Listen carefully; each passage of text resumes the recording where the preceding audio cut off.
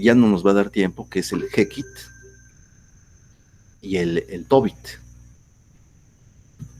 Estos son los que más se suelen utilizar. ¿Qué es lo que hay en común de estos modelos? Que la variable dependiente es dicotómica. Es decir, tenemos 1 o 0 en la variable y la ponemos en función de un alfa, de un beta. Por ejemplo, si quisiéramos ver si una persona va a tener vivienda o no, tenemos esas dos posibilidades, sí, no. 1 es sí, 0 es no. En función de variables que pueden ser cualitativas o cuantitativas, es decir, en este caso, por ejemplo, puede ser el ingreso. Entonces diríamos, oye, si tú tienes un ingreso de $300 al mes, ¿cuál es tu probabilidad de tener o de adquirir una vivienda? Ah, pues la probabilidad es baja. Oye, si tú tienes un sueldo de $1,500, ¿cuál es tu probabilidad de tener una vivienda? Ah, bueno, pues es mayor, es tanto. ¿Vale? Entonces, esto es lo que se plantea como novedoso, que la variable y es una variable dicotómica. ¿De acuerdo? Entonces, esto se puede obtener con MCO, así, aplicar MCO directamente a estos datos, y a este tipo de modelos se les llama modelos de probabilidad lineal. ¿Qué es lo que sucede? Pues que aquí está la probabilidad 0 y la probabilidad 1. 50%, por acá quizás, 70%, etcétera. ¿Qué es lo que pasa con el MPL? Bueno, pues que podemos tener una nube de puntos por aquí, de los que no tienen ninguna posibilidad, y de los que sí tienen posibilidad o alguna posibilidad, los tenemos por acá. La línea de regresión que sale de este ajuste será algo como esto. Voy a poner así con otro color para empatizar. Sale una línea de regresión así. ¿Qué es lo que sucede con esta línea de regresión? Bueno, pues que puede generar estimaciones de probabilidad negativas. Es decir, aquí tendríamos, fíjense en esta parte, tendríamos probabilidades negativas.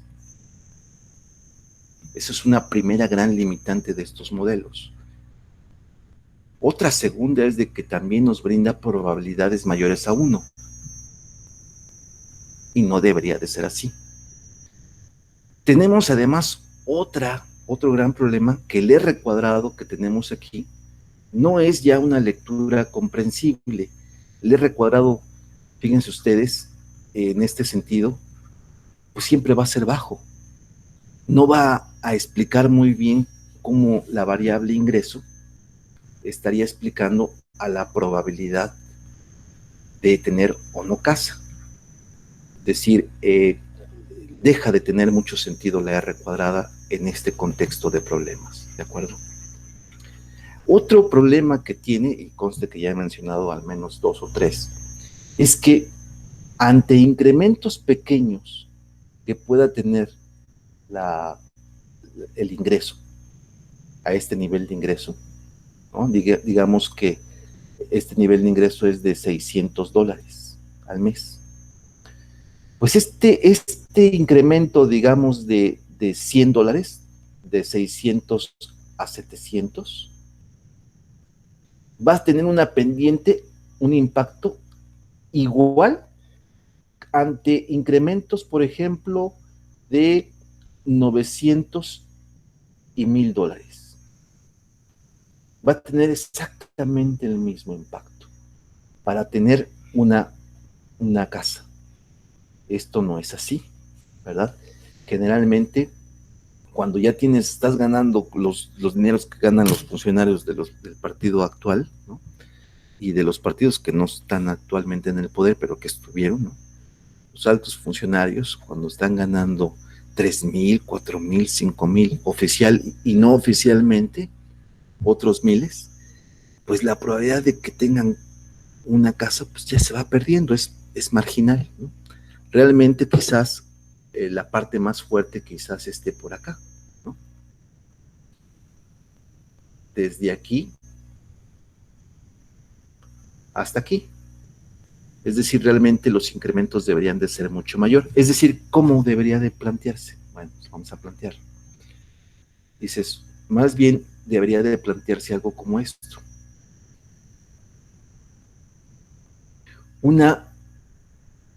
Aquí está el ingreso y aquí está la probabilidad. Dirías tú, más bien lo que debería de pasar es algo como esto. Un incremento y luego una asíntota.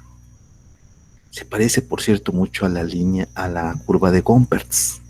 Por eso también le suelen denominar un modelo logístico, porque detrás de esta curva está una curva logística, ¿de acuerdo?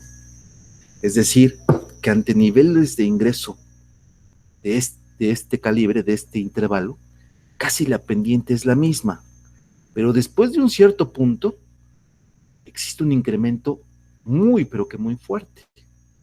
Y después de eso existe un incremento más bien marginal, ¿de acuerdo? Las pendientes que vamos teniendo aquí, la familia de pendientes lo puede observar, vean ustedes. Aquí tiene que pasar así.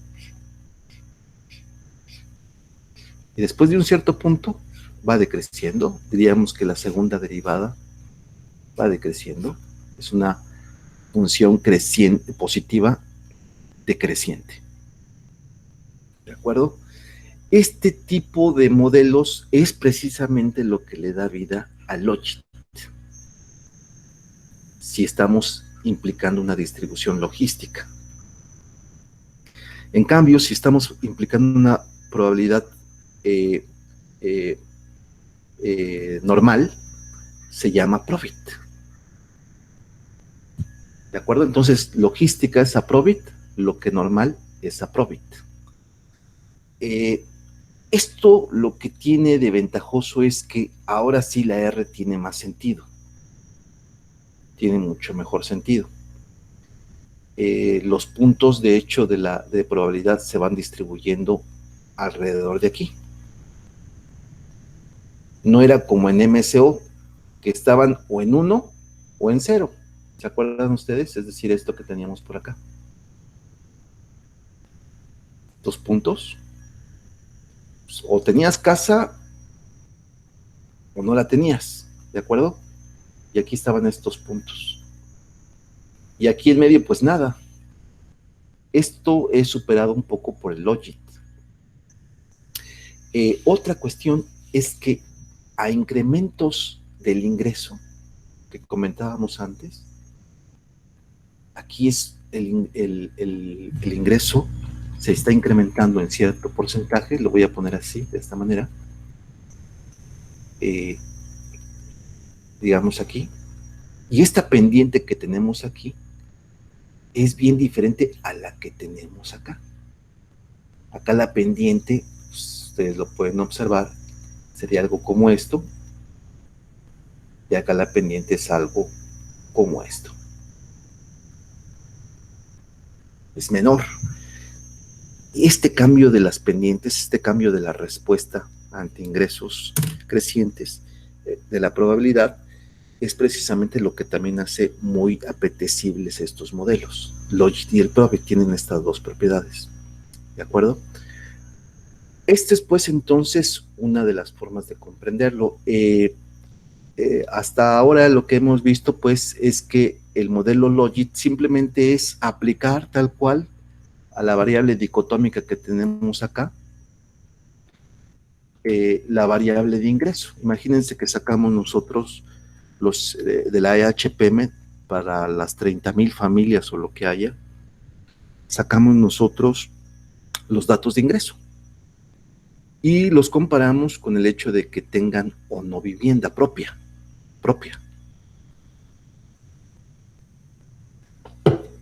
Sería bonito hacerlo, ¿no? Además tendríamos una cantidad de datos brutales. Y diríamos, oye, ¿sabes qué? Pues ya lo saqué de la EHPM y realmente tengo yo que eh, por cada eh, incremento de $1,000 en el ingreso, la respuesta a la probabilidad es de que se incrementa en 10%. Y que es significativo, bla, bla, bla, bla. Entonces dices, bueno, qué interesante, porque, claro, si este tipo tiene $500 y pasa a tener $700, pues va a tener un 20% más de probabilidad de tener una casa. ¿De acuerdo? Y con una base de datos bastante robusta. Este mismo tipo de ejemplo se puede extrapolar a otro tipo de modelos. Por ejemplo, ¿qué se nos hace interesante plantear? Pues además de vivienda, podríamos plantear en función del ingreso, podríamos plantear, por ejemplo, si una persona va a tener hijos, ¿cuántos? También por su ingreso. Si una persona va a tener un doctorado o no, en función del ingreso de él. Y no solamente puede ser univariable en su explicativa, pueden ser otra serie de variables, ya digo, dicotómicas o cuantitativas, por ejemplo, tener un doctorado en función del ingreso, en función de los estudios promedios de una familia, ¿no? En función de si se tiene casa o no se tiene casa, por ejemplo, de una variable dicotómica de casa, en función, en fin, de muchas variables, y cada una de ellas, aplicando MSO, nos permite ver cuál es la probabilidad de que puedas tener un doctorado o no. Otro ejemplo, deudas, compañeros, qué horrible, ¿no? Las deudas en los bancos. Bueno, pues vas a ser moroso o no vas a ser moroso. Me gustaría plantearlo más en esos términos. ¿Va a haber morosidad? ¿Sí o no? Uno si sí, cero si no. ¿En función de qué? Pues en función otra vez del ingreso podría ser, en función de si tienes casa o no, ¿de acuerdo? En función de qué, si trabajas, no sé, en el sector público, en el privado, yo qué sé, una serie de variables categóricas y cuantitativas que podrían ir aquí. Lo interesante del MSO, a pesar de sus limitantes, es de que cada alfa que obtengamos, inmediatamente es la propensión marginal de probabilidad. Es decir, si yo tengo que por cada incremento de $1,000 se incremente en 0.10 mi probabilidad de ser moroso, en este caso más bien la pondría así, negativa, ¿no? De que si tengo vivienda es 5%, 0.5%, bueno, pues ya tengo ese dato, ¿no? Ese impacto que tiene esa variable en la probabilidad de ser moroso o no ser moroso. Esto, sin embargo, en Logit y en Probit no es así de rápido. ¿Por qué? Porque el Logit tiene una forma de cálculo muy particular. Vamos a ver el Logit, ¿de acuerdo? Planteo por acá. Aquí está. Vean la forma 1553. Y todavía la 1552. Este es el modelo Logit. Pues en primer lugar, no es un modelo como se ve en 1552 que se le pueda aplicar a MCO. ¿Por qué? Porque los estimadores no están elevados a la 1. ¿De acuerdo? No son lineales, con lo cual MCO no se puede aplicar, al menos en 1552.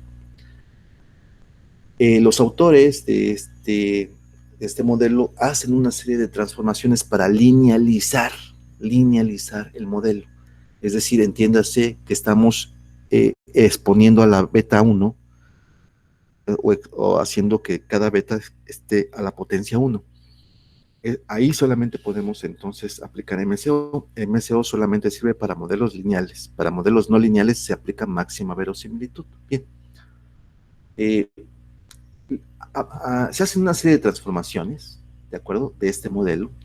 Vean ustedes que Z pasa a ser todo el modelo. Se multiplica en este caso por el número neperiano y podemos llegar a la siguiente idea.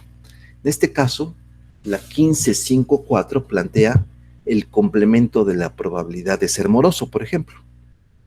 1 menos P1, es decir, no ser moroso.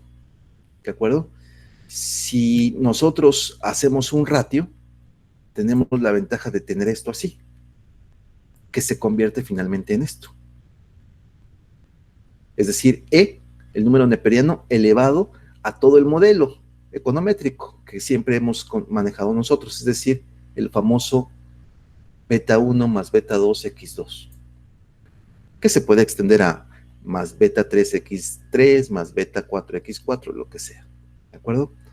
Entonces, haciendo estas transformaciones, llegamos pues a la 1555. Véanlo con un poco de detenimiento y verán que sacando una razón de probabilidades, ¿no? Una razón de probabilidades que llaman en inglés odds, ODS. Esta razón de ventaja o esta razón de probabilidades se usa mucho en el lenguaje norteamericano, ¿no? Cuando hacen las apuestas, por ejemplo, pues, ¿quién va a ganar?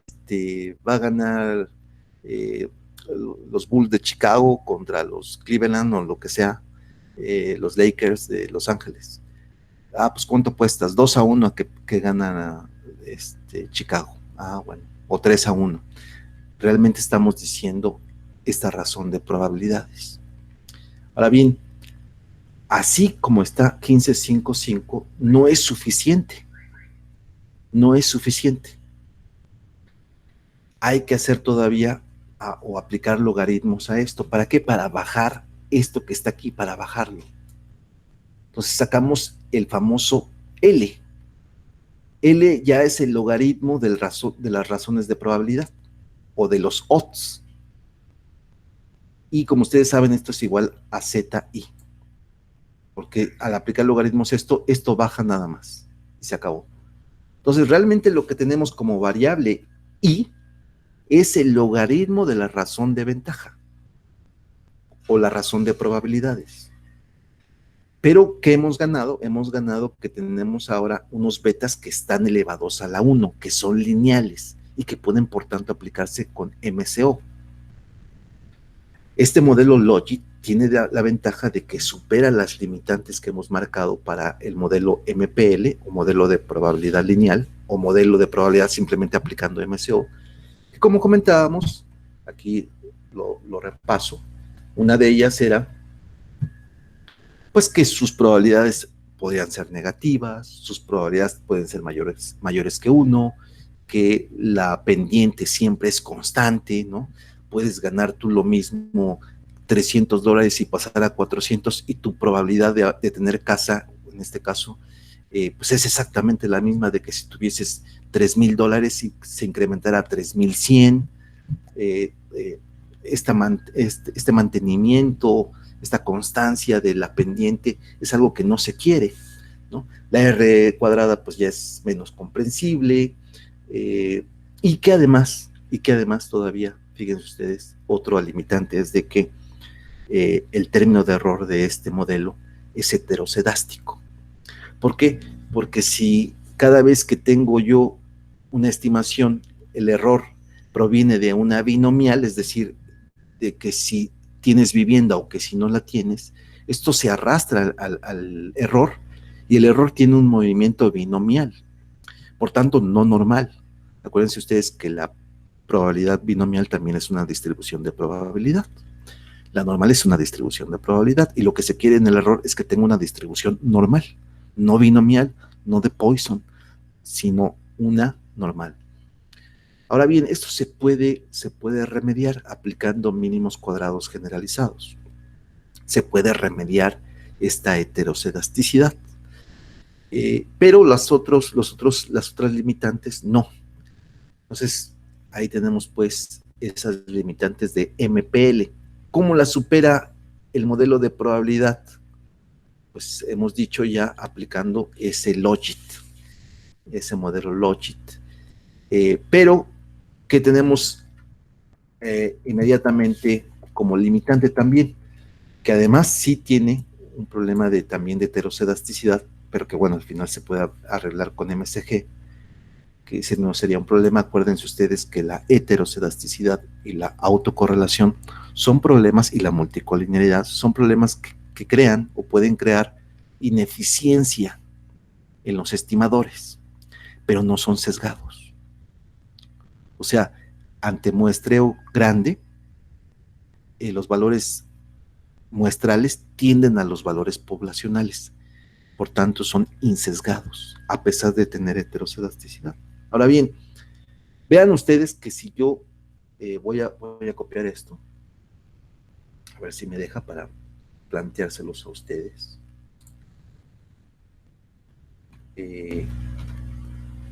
Vamos a ver, nuevo.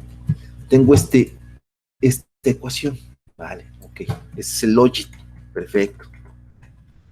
Lo tengo acá, perfecto, ok. Ahora bien, ¿qué va a suceder? Uy, qué feo se ve. Déjenme ponerlo grandote para que lo vean.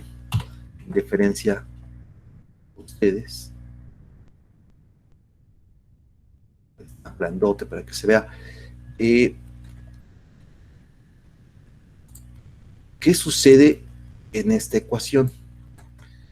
Bueno, pues el modelo logit ya no tiene propensiones marginales de probabilidad inmediatas. ¿Por qué? Pues porque lo que tengo aquí realmente es esto.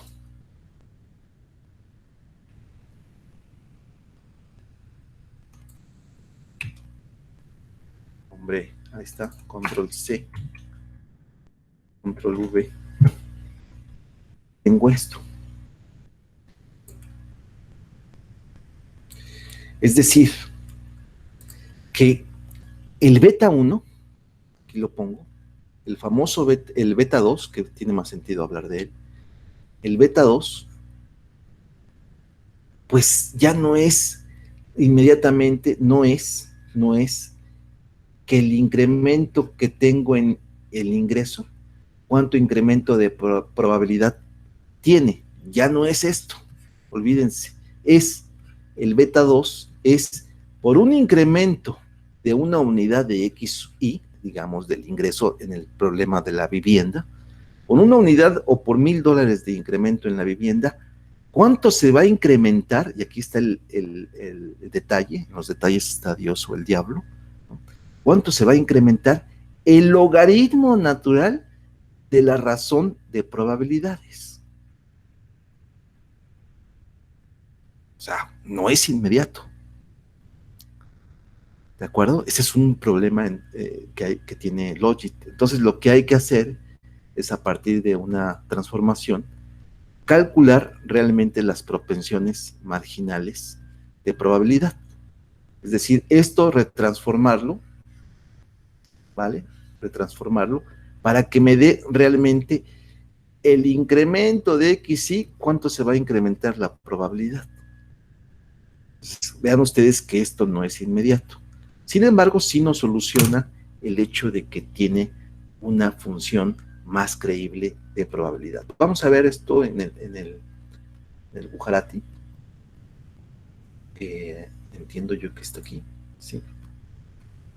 Vean ustedes, aquí tenemos la función de densidad del logit y del probit. Aquí lo tenemos. Y vean cómo se parece mucho, precisamente. Qué bonito, ¿no? Entre comillas, a lo de Gompertz. ¿De acuerdo? Por eso es que insisto que se utilizan también este tipo de modelos para pronosticar las epidemias, ¿no? Porque tiene un primer momento que es una función exponencial. Esta es la función exponencial. Y después de un cierto punto, que para nosotros es el punto crítico, ¿no? El punto máximo de las epidemias, Después de ese tramo de crecimiento exponencial viene un crecimiento logarítmico aquí. Entonces, Compertz, por cierto, es la conjunción, y también la función de densidad de probabilidad es una conjunción de un crecimiento exponencial y un crecimiento logarítmico. No solamente es exponencial, no solamente es logarítmico, son las dos. ¿De acuerdo? Esto a diferencia, pues, entonces, de el MPL. Me gustaría, sin embargo, recalcar la idea que tenemos acá y problemas que tiene el modelo lineal de probabilidad, o MPL o MLP. Me gustaría que el compañero o la compañera, vamos a poner Ivonne Limán, ¿estás ahí? ¿Escuchas?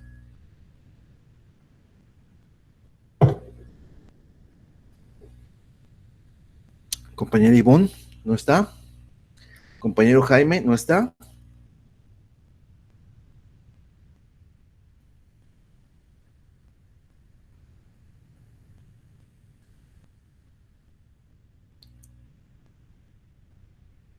Vamos a ver, ¿quién está por acá? A ver, la compañera, si me escucha, la compañera, vamos a ver si me puede, si me permite aquí ver a las compañeras que están. Ivonne no me contesta, no me escucha, no sé qué sucede. La compañera Blanca Elizabeth, ¿me escuchas o escuchas? Hola, hola, hola, hola.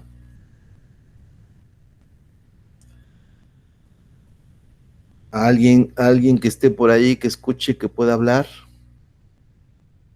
¿Nadie?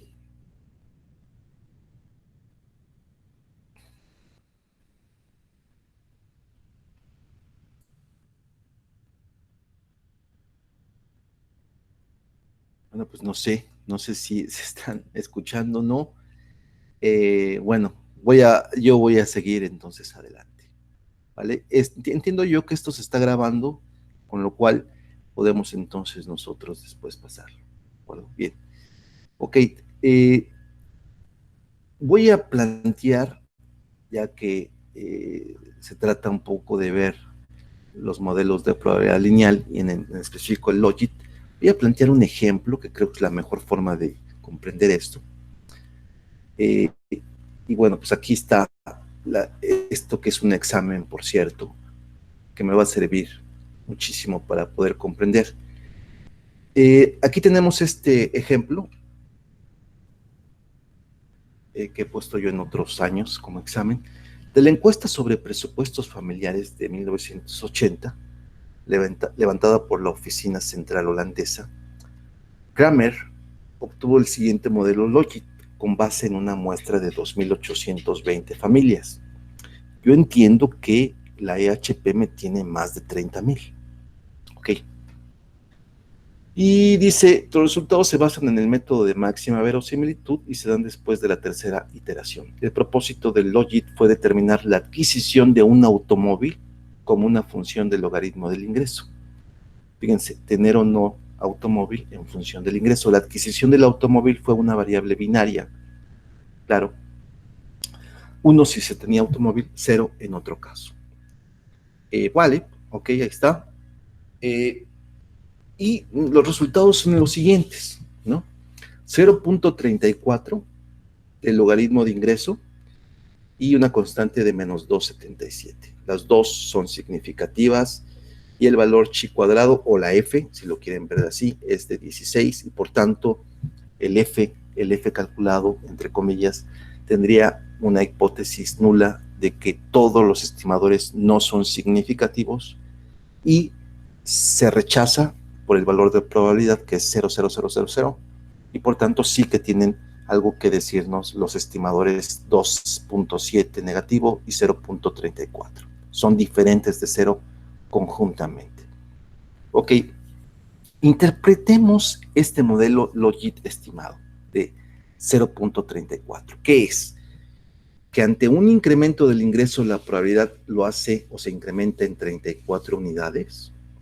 que ante un incremento del ingreso la probabilidad lo hace en 3.4%, o bien que por 1% en que crece el ingreso, la razón P1 menos P crece en 0.34%, y todavía, ¿de acuerdo? Otra posibilidad es de que por 10% que crece el ingreso, la posibilidad de tener un coche crece en 34%. ¿De acuerdo? La respuesta es 3. Que por 1% que crece el ingreso, la razón P1 menos P crece, dado que está en logaritmos también, en 0.34%. ¿De acuerdo? Aquí habría que despejar P a partir de esta ecuación. ¿De acuerdo? Hay que despejar P para obtener la probabilidad exacta. Ahora lo vamos a demostrar. Dice, poner la ecuación del modelo Logic como una expresión de probabilidad. C, poner la probabilidad exacta. ¿Cuál es la probabilidad de que una familia con un ingreso de 20,000 posea un automóvil? ¿Qué sucede con una de 25,000? ¿Y cuál es la tasa de cambio entre estas dos probabilidades? ¿Cuál es la tasa de cambio de probabilidad? Fíjense, usted está diciendo, va a haber una probabilidad de 20 con 20,000 de ingreso y con una de 25,000, pero entre esas dos, ¿cuál es la tasa de cambio de la probabilidad? Vamos a responder esto de la siguiente forma. Para la A, ahí tenemos la respuesta, ¿de acuerdo? Para la B, aquí corresponde, ¿cómo presentamos el modelo? Pues el modelo se presenta de esta forma, ¿de acuerdo? Se presentaría de esa forma. Ahí lo podemos ver. Pero vamos a demostrarlo esto así. Tenemos entonces P, que es igual a esto, que está aquí, vean ustedes, 0,6034, ¿de acuerdo? Este 0,6 es de aplicar el antilogaritmo, ¿de acuerdo? ¿Se acuerdan ustedes que era 2.77 negativos? ¿De acuerdo? Pues se pone el exponencial y ya tenemos ahí eso. Ahora bien, 0,34 y aquí tenemos pues esto que está aquí. Ahora bien, sobre esta es la que hay que modificar pues el X, es decir, ¿cuánto es de X? Pues 20,000. Entonces, vamos a ver cómo se calcula esto. Vamos a verlo aquí abajo. Y aquí está, ¿no? La pregunta B. Tenemos pues entonces el 0,625 elevado a la 34 y uno más lo mismo.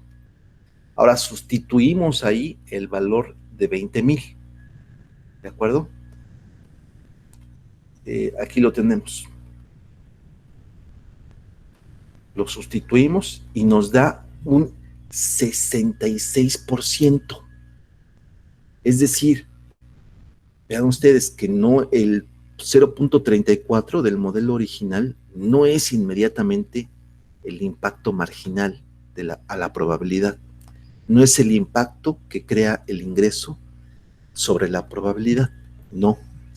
Es el impacto de una transformada de razón de probabilidades. Si despejamos a P, dado ese nivel de ingreso de 20,000, tenemos un 66%. ¿De acuerdo? Bueno, 66%.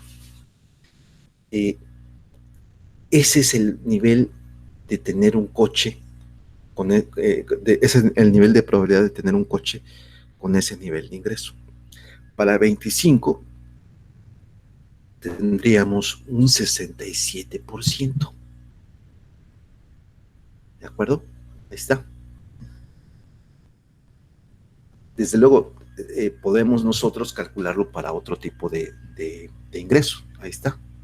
70, de 7,000 de ingreso, tendríamos pues 57%. 20,000, 66, 25,000, 67. ¿De acuerdo? No sé si aquí tengo la gráfica, vean, aquí está. Esta es la gráfica para el ingreso y la probabilidad de tener o no un automóvil. Vean cómo crece muy, pero mucho si tienes un ingreso de 0, 1000, 2000, 3000, 7000. Como a partir de un cierto punto, quizás 7000, el crecimiento va siendo más poco, más menor, ¿no? Entre comillas, perdón, creo que lo he dicho mal. Va siendo decreciente el crecimiento, va siendo marginalmente menor. Creo que es mejor. Y bien, entonces tenemos aquí el famoso 64 y 66%. Creo que alguien ha tomado la palabra, no lo sé, déjenme ver. Déjenme ver, chat. ¿Alguien quiere tomar la palabra? ¿O escuché nada más así? ¿Prosigo entonces? Vale. Vale, pues. Blanca Elizabeth dice que sí, que escucha. Ok, gracias, Blanca. Vean pues entonces, graficando el Logit, aquí lo tenemos, ¿no? Está preciosa la gráfica, ahí está el ingreso y ahí está la probabilidad. Imagínense que hiciéramos esto mismo, pero para la probabilidad de tener una casa, con la IHP, niveles de ingreso y niveles de probabilidad. Y claro, pues esto lo ven los bancos también, ¿no? Entonces, para prestarte o no dinero para una casa, ¿de acuerdo?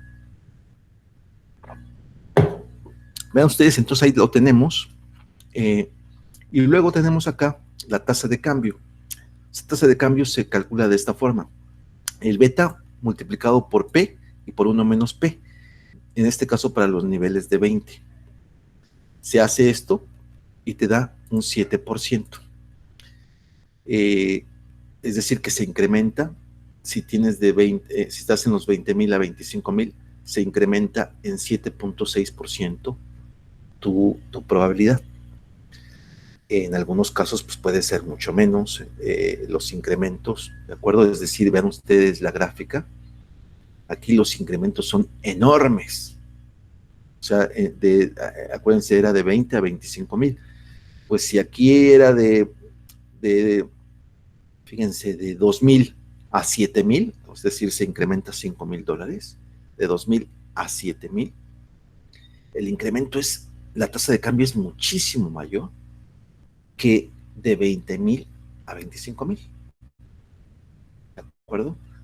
Eso es un poco la idea. ¿Y cómo se calcula eso? Simplemente multiplicando esto. ¿De acuerdo? Entonces, es importante. Ahora bien, llega un momento que también podemos calcular, vean ustedes, esta tasa de cambio. Vean ustedes. Llega un punto hasta, en este caso, aproximadamente el 50%, donde se tiene el máximo y a partir o después de él viene pues el mínimo. ¿De acuerdo? Entonces, esto es pues una forma de calcular el Logit. Voy a dejar un ejemplo concretito para que ustedes lo hagan como una actividad para el día de hoy. ¿De acuerdo? Y a partir de ello, entonces, haremos un modelo MPL y un modelo Logit concreto. Otra vez, como siempre, con el software. Y vamos pues a dejar esta actividad para entregarla el próximo sábado. ¿De acuerdo? Bien, no sé si hay dudas, no hay dudas, etcétera, etcétera. Por aquí alguien me ha escrito, José Narváez. Pienso que es una solución práctica para hacer la evaluación y así complementar las investigaciones y enriquecer la información para un fenómeno económico. Se refería a lo que teníamos anteriormente hablado. Bueno, pues no sé si hay algún comentario más. Y si no, compañero Jaimito, estaríamos finalizando la clase de hoy, donde insistimos que hemos comentado un poco la idea de el Logit y el Probit. Quizás nada más como un último comentario, me gustaría insistir que ¿se acuerdan ustedes que teníamos una cuestión limitada con la R cuadrada? pues ya con los modelos Logic, Probit, e incluso con el mismo MLP, se puede utilizar una que se llama R de McFadden y una que se llama R cuenta. Bien, vamos a mostrar a un ejemplo concreto que está aquí en Ujarato. Aquí está el modelo de, en este caso, de calificaciones. Ya veremos esto con más calma. En este caso está explicado por el promedio que tenían en una prueba, por su promedio, lo que llaman ustedes ¿cómo le llaman ustedes aquí en El Salvador? Su cum, algo así como el cum, una prueba que hacen, en este caso, el TUCE, y esta otra prueba que sinceramente no recuerdo de qué es. Bueno, pues la R cuadrada de McFadden es del 37%, y la idea, en el fondo, es la siguiente. Hemos dicho que había problemas con la R cuadrada cuando la calculábamos con MCO. ¿Por qué? Porque los datos daban un contexto de esta forma, los puntos por aquí y los puntos por acá, y en medio no había nada. Entonces la R cuadrada en ese sentido, tal como la conocemos, no tiene mucho sentido. Esto se sustituye con una R, una pseudo R de McFadden, o bien con la R cuenta. Creo que con la R cuenta queda mucho más claro, y la idea es, ok, de todo el total de observaciones, ¿cuál de las que tú estimaste o donde hiciste la predicción son correctas? Ya sea que tuviese casa o no tuviese casa. ¿Dónde acertaste? Entonces, a partir de ello, de este cociente de las predicciones correctas entre el total de observaciones, se hace la famosa R cuenta. Esto viene ya en los paquetes econométricos, ¿de acuerdo? Entonces, esta es una sustitución del famoso R cuadrado.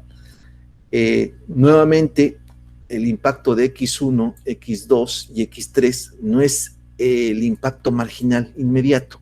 Esto hay que transformarlo, ¿de acuerdo? Ya lo veremos esto con el video que les enviemos para que hagan ese cálculo. En realidad tienen que hacer una transformación, una pequeña transformación, y para obtener la propensión marginal individual de esa variable. Bueno, pues entonces quedamos pues que el MLP, el modelo lineal de probabilidad, tiene sus limitantes. Una de ellas, habíamos dicho, es la R cuadrada, otra de ellas es que arroja valores negativos o probabilidades negativas o mayores de 1, que su tendencia, su pendiente es constante independientemente de los niveles de nuestras explicativas, en este caso del ingreso, etcétera, ¿no? Tenía también el problema de la heterocedasticidad, pero que eso se puede resolver con MSG. Esto, sobre todo esta cuestión de la propensión constante, de una constante en la pendiente, con el Logit se puede solventar. Y esto es, pues, entonces, lo que se hace en Logit y en Probit. Esto es, pues, entonces, la ventaja que tiene los modelos basados en la probabilidad logística o normal Logit Probit. Bien, ya digo, dejaré esas actividades, entonces nos veríamos,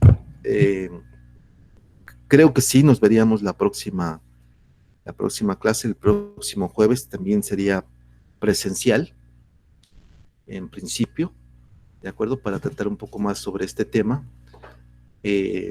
No voy a dejarles por ahora más que la actividad en sí, no voy a dejar que lean este capítulo 15, preferiría que vieran o replicaran la actividad que les voy a dejar. Y bueno, con eso nos quedaríamos. Si no hay más comentarios, le dejo por aquí. Compañeros, nos vemos entonces. Hasta luego, compañero Cristian, compañera Blanca Elizabeth, Ivonne, José Carlos, Diana, Stephanie.